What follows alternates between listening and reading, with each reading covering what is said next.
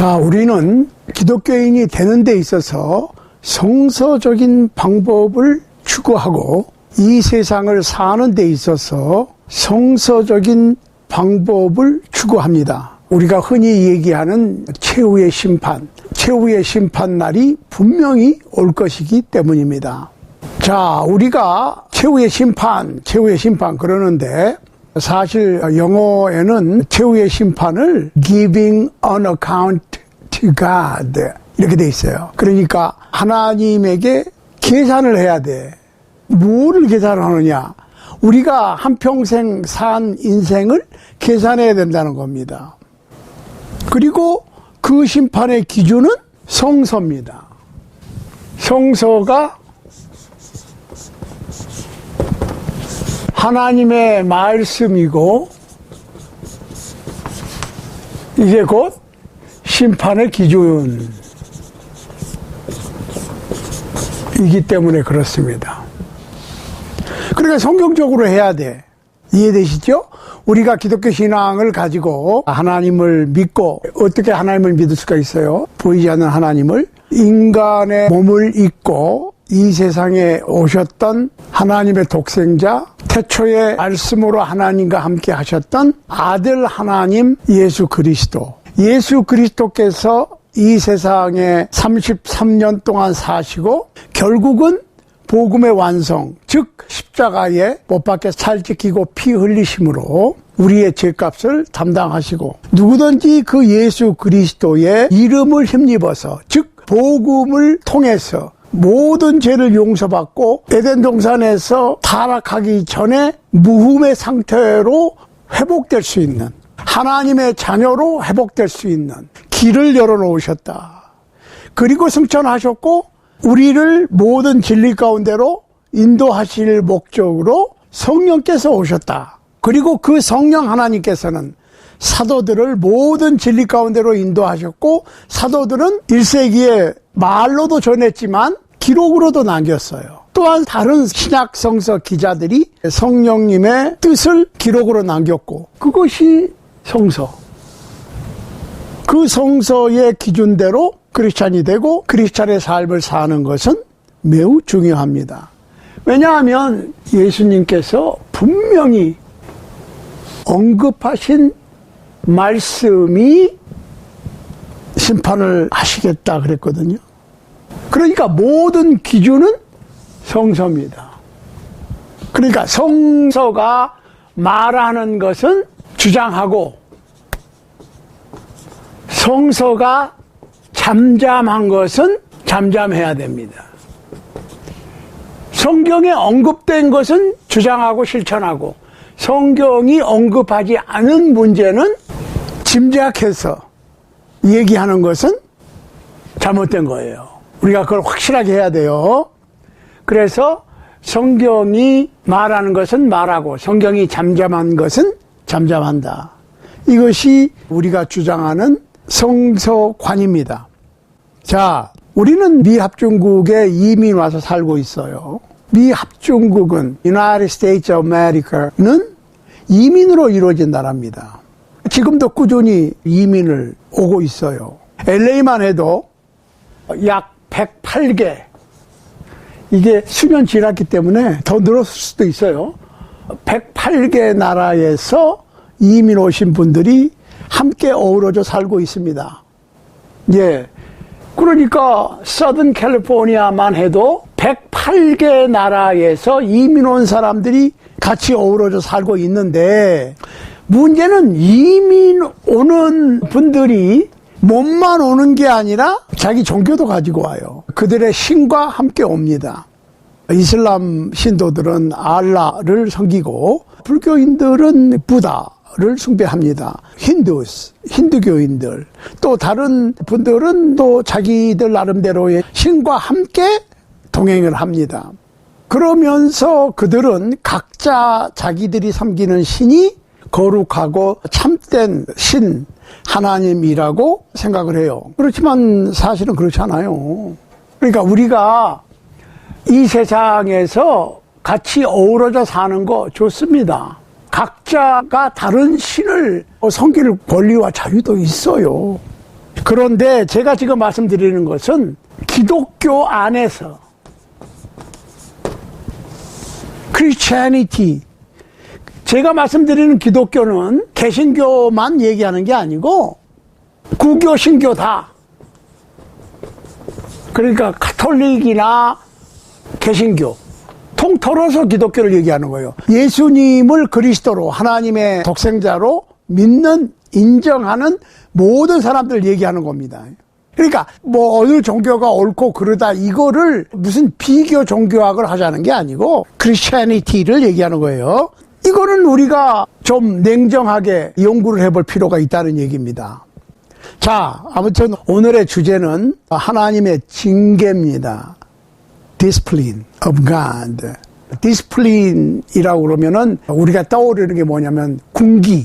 군대 가면 군기를 잡습니다.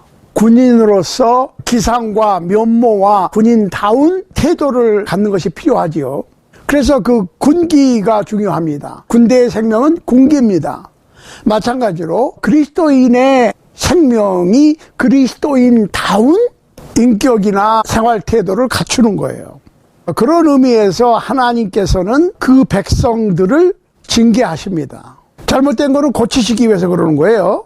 그러니까 그 기본적인 말씀이 히브리서 12장 4절로 11절 그래 나옵니다. 보시겠어요? 너희가 죄와 싸우되 아직 피 흘리기까지는 대항치 아니하고 또 아들들에게 권하는 것 같이 너희에게 권하신 말씀을 잊었도다. 일러스되 내 아들아 주의 징계하심을 경히 여기지 말며 그에게 꾸지람을 받을 때에 낙심하지 말라. 주께서 그 사랑하시는 자를 징계하시고 그의 받으시는 아들마다 채찍질 하심이니라 하였으니 너희가 참으면 징계를 받기 위함이라. 하나님이 아들과 같이 너희를 대우하시나니 어찌 아비가 징계하지 않는 아들이 있으리요. 징계는 다 받는 것이거늘 너희에게 없으면 사생자요 참 아들이 아니니라. 또 우리 육체의 아버지가 우리를 징계하여도 공경하였거늘 하물며 모든 영의 아버지께 더욱 복종하여 살려 하지 않겠느냐.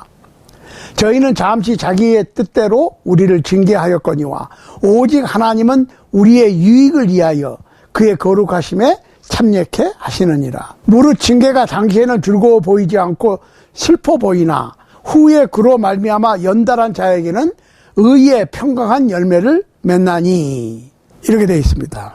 자, 성경에는 하나님께 붙여진 많은 다른 이름들이 있어요. 만군의 주라고 하는 표현이 있습니다. Lord of Hosts.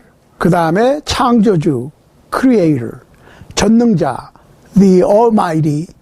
그 다음에 거룩하신 분, The Holy One, Reverend, 지존자 등등 다른 많은 이름들이 있습니다. 그런데 그 중에서도 특별히 하나님 아버지 하나님이라고 하는 말은 예수 그리스도에 의해서 우리에게 알려졌습니다. 자, 구약 성경에서 사람이 하나님께 나아가려고 그럴 것 같으면 아주 조심해야 했어요. 그 이유는 우상 숭배 때문에 그랬습니다. 자, 우상이라고 하는 것은 특징이 볼 수 있는 어떤 존재였고 만질 수 있는 어떤 존재로서 보이지 않는 하나님을 숭배하는 데 있어서 인간에게 어떻게 보면 더 가까워 보이는 어떤 존재였지요. 다시 말씀드립니다. 하나님은 영이시기 때문에 요한복음 4장 24절 보이지를 않아. 그런데 우상은 보이지 않는 하나님을 보이는 것으로 만질 수 없는 하나님을 만질 수 있는 존재로 만든 그 무엇이거든. 그러니까 어떻게 보면 우상이 인간에게 더 가까울 수가 있지요. 왜? 보이지 않는 하나님을 보여주려고 하는 것이 우상이니까. 그런데 하나님은 영이시라고 볼 수가 없다고. 다만 사람의 몸을 입고 세상에 오신 예수님, 하나님의 독생자 예수 그리스도를 통해서 하나님께 나아갈 수가 있는 거지. 예수 그리스도를 통하지 않고서는 하나님께 갈 수가 없어요. 그래서 히브리서 8장 10절로 12절에 보면 이런 말씀이 있어요. 또 주께서 가라사대 그날 후에 내가 이스라엘 집으로 세울 언약이 이것이니 내 법을 저희 생각에 두고 저희 마음에 이것을 기록하리라. 나는 저희에게 하나님이 되고 저희는 내게 백성이 되리라. 또 각각 자기 나라 사람과 각각 자기 형제를 가르쳐 이르기를 주를 알라 하지 아니할 것은 저희가 작은 자로부터 큰 자까지 다 나를 알미니라. 내가 저희 불의를 긍휼히 여기고 저희 죄를 다시 기억하지 아니하리라 하셨느니라. 구약시대에 하나님께서 주신 법은 돌판에 새겼지. 모세를 통해서 이스라엘에게 주신 율법은 돌판에 새겼어요. 보이게. 그런데 보여줘도 잊어버려. 그러니까 어떻게 하겠다고요? 후에는 언약을 마음판에 새겨주겠다. 어떻게? 성령을 통해서. 그러면 성령께서는 어떻게 인간의 마음판에 하나님의 언약을 새길 수가 있습니까? 말씀을 통해서. 그러니까 구약시대에는 하나님의 말씀, 계명을 돌판에 새겼고 뭐 옷에다도 새겼고 어디다 써서 붙여놓고 했는데 신약시대에는 마음에 새겨라. 그러면 구약시대에는 1년에 한 번씩 속죄제도 드리고 안식일에 가가지고 일주일에 한 번씩 회당에서 말씀을 다시 상고하고 해서 잘못한 건 회개하고 용서받고. 요새도 그런 습관이 있어요. 사람들이 일주일 내내 그냥 세상 사람들하고 별 다름없이 살다가 그저 썬데이에 교회당에 가서 그냥 회개하고 하나님 만나고 거기서 또 예배하고 또 집에 돌아오고 그러면 또 세상에서 그저 세상 사람들하고 별 다를 거 없이 하나님을 잊어버리고 살다가 예수 그리스도를 잊어버리고 살다가 일요일 되면 또 교회당에 가서 크리스찬으로 한두 시간 보내고 이거를 계속 반복하거든요. 그러니까 말만 신약시대를 사는 거지 신앙은 구약시대나 신약시대나 별로 달라진 게 없어요. 이거 우리가 생각을 해봐야 돼요. 구약시대에는 일주일에 한 번씩 안식일을 지키면서 하나님을 기억했어. 그럼 신약시대에는 주님과 함께 동행을 해야 되거든. 근데 그 개념이 불분명하다는 얘기예요. 이거 우리가 심각하게 생각을 해봐야 됩니다. 자, 구약시대에 하나님께서는 모세에게 나타났을 때 미디안 광야에서 불붙는 가시덤불, burning bush에 나타나셨어요. 근데 하나님께서 다가오는 모세에게 뭐라고 그랬어요? 가까이 오지 말라 그랬어요. Do not draw near this place. 그러셨다고. 가까이 오지 말라. 출애굽기 3장 1절로 6절입니다. 하나님을 찾지 말라는 얘기가 아니고 하나님의 어미하심, 신성, 하나님의 지존하심을 주장하시는 거예요. 자, 예수님께서 세상에 오셔서도 마찬가지였어요. 사람들이 하도 몰려드니까 베드로의 배를 좀 빌려 타시고 육지에서 좀 떨어져서 사람들이 못 오게 좀 떨어져서 말씀을 들려주신 적이 있어요. 그러니까 예수님은 베드로의 고깃배를 타고 물 쪽으로 좀 가셔서 거기 서서 말씀을 전하셨고 백성들은 그 바닷가에 서서 들었지요. 왜? 가까이 못 오게 하기 위해서. 그런데 예수님께서는 베드로에게 배를 빌려 쓰셨으니까 고마움을 표시하려고 그랬던 것 같았어요. 예수님께서는 베드로를 위시한 어부들에게 뭐라고 그러셨어요? 깊은 데로 가서 그물을 내려 고기를 잡으라고 그랬어요. 근데 시몬, 나중에 베드로라는 이름을 예수님께서 붙여주셨죠. 시몬이 대답을 했어요. 우리가 밤새도록 그물질을 했는데 한 마리도 못 잡았지만 선생님께서, 주님께서 깊은 데 가서 그물을 내려 고기를 잡으라고 그러니까 그 말씀에 의지해서 내가 그물을 내리겠습니다. 그랬더니 어떻게 됐어요? 고기가 엄청나게 많이 잡혔어. 얼마나 많이 잡혔는지 그물이 찢어질 정도였다. 그런데 여기 잘 보시라고. 시몬 베드로가 그 상황 속에서 뭐라고 그랬어요? 띵까 신난다 이렇게 고기가 많이 잡혔다 안 그랬다니까요. 베드로가 예수님 앞에 무릎을 탁 꿇었습니다. 주님, 저를 떠나십시오. 저는 죄인입니다. 누가복음 5장 1절로 11절을 보면 그 내용이 나와요. 그러니까 우리는 가끔 하늘 아버지 하나님을 무슨 그냥 친한 친구, 동료, 동네 마음씨 좋은 이웃 할아버지로 생각하기가 쉬운데 아니에요. 아버지는 육신의 아버지든 영혼의 하나님 아버지든 자식으로부터 영예와 존경을 받아야 합니다. 왜냐하면 아버지는 육신의 아버지든 영의 하늘 아버지든 우리에게 필요한 것을 제공하시고 우리를 보호하고 지혜의 충고를 주는 존재이기 때문에 그렇습니다.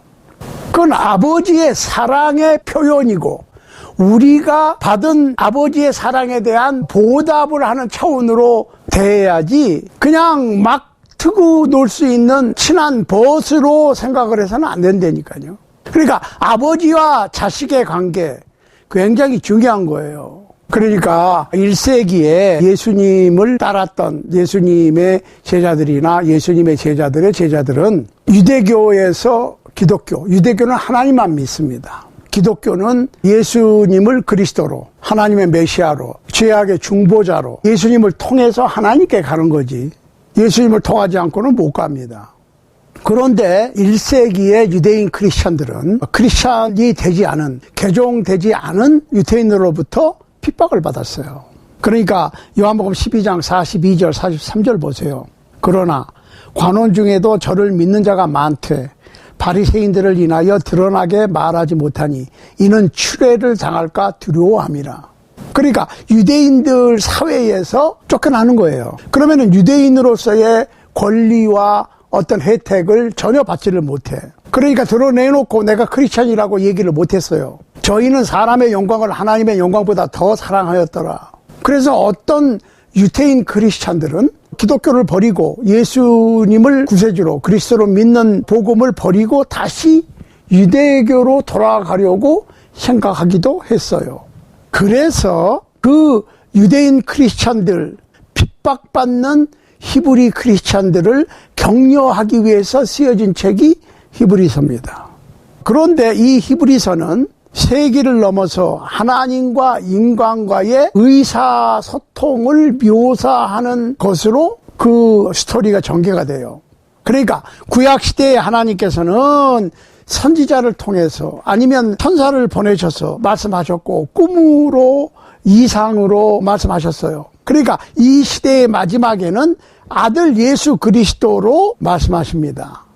그러니까 구약의 여러 모양과 여러 부분으로 선지자를 통해서 말씀하시던 하나님이 했을 때는 God spoke to us 했다가 이 모든 날 마지막에 아들로 말씀하셨으니 했을 때는 had spoken through his son Jesus Christ 이렇게 돼 있어요. 그러니까 그래서 1장은 그렇게 돼 있고 그 다음에 그리스도께서는 천사보다 더 뛰어난 하나님의 말씀이셨던 하나님의 본체이신 하나님의 아들이신 아들 하나님이신 예수님에 대해서 설명을 했고 히브리서 2장은 조심해라.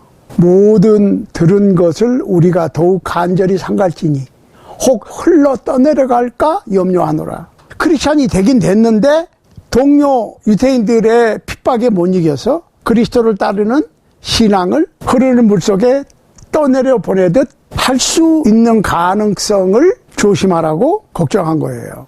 그래서 이 히브리 크리스천들은 하나님의 거룩하신 말씀에 최고의 계시를 가졌던 거예요. 히브리서 3장에 가면 예수님의 참 제사장 직분에 대해서 언급합니다. 레위지파를 따르는 게 아니고 가장 적절한 최고의 자격을 갖춘 죄를 위한 완벽한 제사를 드리는 진정한 대제사장이신 것을 주장하죠. 그리고 히브리서 전체를 통해서는 크리스찬들에게 닥치는 고난과 시련을 참아내라고 하는 그리스도인들에게 강력한 용기와 권면을 담고 있는 책이 히브리서예요. 자, 그래서 히브리서 12장 4절로 13절 말씀을 볼 것 같으면 두 가지 아주 중요한 의견으로 전개합니다. 첫째로는 너희가 죄와 싸우되 아직 피 흘리기까지는 대항치 아니했다는 거예요. 1세기 히브리 크리스찬들은 죄와 싸웠어요. 불의와 싸웠고 엔타이 크리스찬니티 기독교를 반대하는 세력들과 싸웠어요. 왜? 유대교는 역사와 전통을 자랑하는 막강한 조직이었고 크리스찬니티 예수 그리스도를 믿는 기독교인들은 적은 무리에 불과했으니까 대항을 하지만은 힘도 부족했고 소수였고 자꾸 수세에 몰리지요. 대항해서 신앙의 싸움을 싸웠지만 피 흘리기까지 목숨 내걸고 순교를 각오하고 싸우지는 않았다는 거예요. 오늘날에 우리도 사실은 반기독교 세력과 싸우는데 물론 혈기를 막 부리고 악으로 싸우자는 게 아니라 순교를 각오하고 신앙의 절개를 지키는 그러한 믿음이 필요해요. 그러기 위해서 히브리서를 잘 읽어보시기 바랍니다. 자, 또 한 가지는 뭐냐? 아들에게 권하는 것 같이 너희에게 권면하신 말씀을 잊었다 그랬어요. 잊어버리고 있는 게 한 가지가 있어. 뭐냐? 기본적인 진리. 그게 뭐예요? 기본적인 진리가. 히브리서가 주장하는 기본적인 진리가 뭐냐? 하나님과 그리스도인들은 단순히 섬기는 존재와 섬김을 받는 존재, 단순히 그런 관계만은 아니고 아버지와 아들의 관계다. 즉 자녀. 여기서 말하는 아들은 꼭 남자 자식만 얘기하는 게 아니에요. 성경에서 하나님의 아들이다 그러면 하나님의 자식을 얘기하는 거고, 여자분들도 신앙인이면 아들에 들어가요. 왜냐하면 히브리 사상에서는 아들에게, 그것도 장자에게 아버지의 모든 유산이 물려졌으니까. 그러니까 모든 크리스찬들은 하나님의 장자예요. 그 장자의 개념을 확실히 아셔야 돼. 그러면 어떤 사람은 둘째 아들이고 셋째 딸이고 넷째 딸이고 막내고 그러면 그 사람들은 뭐 축복을 못 받아. 그게 아니에요. 히브리 사상에서 아들은 아버지의 유산 상속자를 얘기하는 거니까 성별에 이렇게 그 육체적인 성별에 상관없이 크리스찬은 모두 하나님의 장자입니다. 즉 하나님의 유산을 물려받을 아들들이라고 표현이 되는 거예요. 이 점을 기억을 하시기 바라요. 그러니까 하나님과 그리스도인의 관계는 아버지와 장자들의 관계다. 잠언 3장 11절로 12절 보세요. 내 아들아 여호와의 징계를 경히 여기지 말라. 그 꾸지람을 싫어하지 말라. 대저 여호와께서 그 사랑하시는 자를 징계하시기를 마치 아비가 그 기뻐하는 아들을 징계한 같이 하시느니라. 자, 우리가 이 시간에 분명히 알아야 될 것은 하나님과 우리 크리스찬들은 아버지와 아들의 관계고, 친아버지는 친자식을 잘못하면 징계를 해. 꾸짖고 심지어는 매를 때리기도 해요. 사랑하는 자식이니까 매를 때려서 잘못을 고치시고 바로 잡아주시는 거예요. 서자나 그 아버지하고 아무 상관이 없는 다른 집 자식들은 잘하든 잘못하든 상관 안 하죠. 그걸 우리가 분명하게 생각을 해야 됩니다. 그러니까 오늘날에 무슨 좋으신 하나님, 우리가 무슨 짓을 해도 그래 호호호 하고 그냥 용서하시고 무조건 잘한다 하고 격려해 주시는 그런 하나님으로 하나님의 사랑을 설명하는 가르침들이 꽤 있는데, no! 이 아버지와 아들의 관계를 분명히 해야 돼요. 친아버지는 친자녀를 계속 경계를 하고 잘못했을 때 꾸짖고 징계를 하고 매를 때리기도 해요. 보세요. 너희가 참음은 징계를 받기 위함이라 하나님이 아들과 같이 너희를 대우하시나니 어찌 아비가 징계하지 않는 아들이 있으리요. 자식이 잘한다고 잘해도 아버지는 자식을 야단치는 거예요. 그러니까 여기서 징계라고 하는 말은 chasten, punishment, 형벌, 매를 때리시는 거야. New American Standard Version에서는 discipline이라고 그랬어요. 징계, 군기를 잡는 거예요. 정신 상태나 마음가짐이 해이해지면 꾸짖고 체벌도 하고 벌을 주고 해서 군기를 잡는 것을 얘기하는 거예요. 그러니까 어떤 번역판 영어 성경을 읽든지 간에 하나님께서는 친아버지를, 가끔 아들을 시련을 허락하시고 훈련을 시키시는, 군기를 잡으시는 하나님이시라고. 근데 그 군기반장이 누굽니까? 사탄이죠. 세이든. 하나님께서 직접 시험하시진 않아. 시험하는 자는 따로 있지. 그 시험하는 자가 사탄이에요. 자, 그러면은 훈련을 약하게 받는 군인은 그저 그냥 보통 제너럴한 군인의 임무를 하지요. 아주 센 훈련을 받는 군인들은 특수 임무를 띠고 있거든. 그러니까 여러분들 가운데 아주 힘든 어려운 난제가 생겼다. 아주 그 고통스러운 힘든 고난과 역경이 닥쳤다. 그 얘기는 감사해야 돼. 왜? 하나님께서 여러분의 능력을 그만큼 높게 평가하시기 때문에 힘든 시험을 주시는 거니까. 그러니까 어떤 분들이 어려운 시험이 있다. 그 얘기는 무슨 얘기예요? 그만큼 훈련이 끝나고 나면 더 막중한 임무가 부여될 것이다. 육신의 아버지도 아들들을 훈련시키고 꾸짖고 해도 아버지를 존경했듯이 우리의 영혼의 하나님 아버지께서 어떠한 시련과 역경을 허락하시는 것도 존경할 필요가 있습니다. 징계는 다 받는 것이거늘 너에게 없으면 사생자여 참 아들이 아니니라. 그러니까 보통 크리스찬으로서의 고난과 역경은 참 아들이기 때문에 하나님께서 참 아들로 인정하시기 때문에 그런 고난을 허락하신다고 볼 수 있다는 얘기입니다. 또 우리 육체의 아버지가 우리를 징계하여도 공경하였거늘 하물며 모든 영의 하나님께 더욱 복종하여 살려 하지 않겠느냐. 저희는 잠시 자기의 뜻대로 우리를 징계하였거니와 오직 하나님은 우리의 유익을 위하여 그의 거룩하심에 참여케 하시느니라. 거룩하심에 참여케 하기 위해서 불순물이 섞인 믿음을 시련을 통해서, 즉 용광로 속에 불순물이 들어가 있는 금강석을 집어넣어서 불순물을 태워버리고 순금이 나오게 하듯이 징계는 아픔으로 순금과 같은 믿음을 배우도록 허락되는 겁니다. 그러니까 야단 맞으면 아프지요. 힘들고. 금강석이 용광로에 들어가서 태워지면 얼마나 아프겠어요. 그렇지만은 결국은 뭐예요? 순금이 나오는 거니까.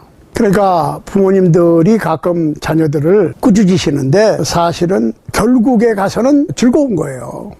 그걸 아셔야 돼요. 무릇 징계가 당시에는 즐거워 보이지 않고 슬퍼 보이나 후에 그로 말미암아 연달한 자에게는 의의 평강한 열매를 맺나니. 그러니까 어떤 코스의 훈련은 그 코스가 얼마만큼 어렵고 힘드냐에 따라서 그것을 수료하고 나면, 끝내고 나면, 그러니까 더 어려운 코스일수록 더 영광스러운 결과를 가져오는 것이다. 그 얘기예요.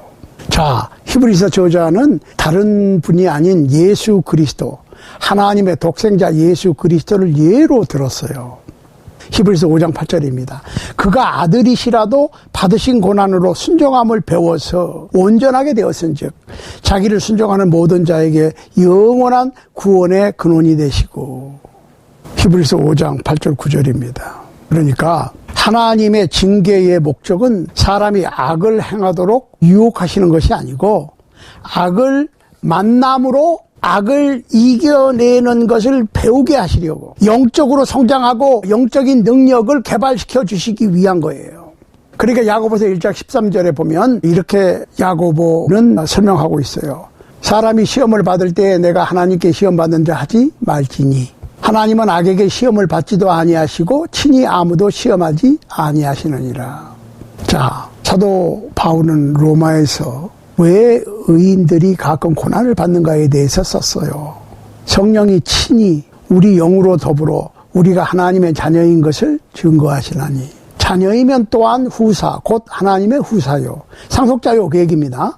그리스도와 함께한 후사니 우리가 그와 함께 영광을 받기 위하여 고난도 함께 받아야 될 것이니라. 그러니까 성서 기자들은 예수님도 육체적인 고난을 통해서 하나님 아버지께 온전히 순종하는 것을 배웠고, 예수님께서도 우리 크리스찬들이 예수님께 어떤 고난과 역경 속에서도 순종할 것을 배워서 순종해서 하나님의 상속자가 되는 거니까. 결론적으로 우리가 영광스러운 영원한 생명을 얻으려면 예수님과 같이 고난도 받아야지. 그러면서 현재의 고난은 장차 우리에게 나타날 영광과 좋게 비교할 수 없다. 로마서 8장 18절입니다. 하시면서 우리가 알거니와 하나님을 사랑하는 자 곧 그 뜻대로 부르심을 입은 자들에게는 모든 것이 합력하여 선을 이루느니라. 그러나 이 모든 일에 우리를 사랑하시는 예수 그리스도로 말미암아 우리가 넉넉히 이길 수 있다고 선언하고 있습니다. 모든 사람은 예외 없이 자신의 고통이나 역경이나 문제를 갖고 있습니다. 그러나 이 모든 일에 우리를 사랑하시는 분을 통해서 우리가 넉넉히 이길 수 있는 것입니다. 그냥 간신히 이기는 것이 아니라 넉넉히 이길 수 있는 힘과 능력과 은혜를 허락받는 여러분과 제가 될 수 있게 되기를 우리 주님 예수 그리스도 이름으로 간절히 소원합니다.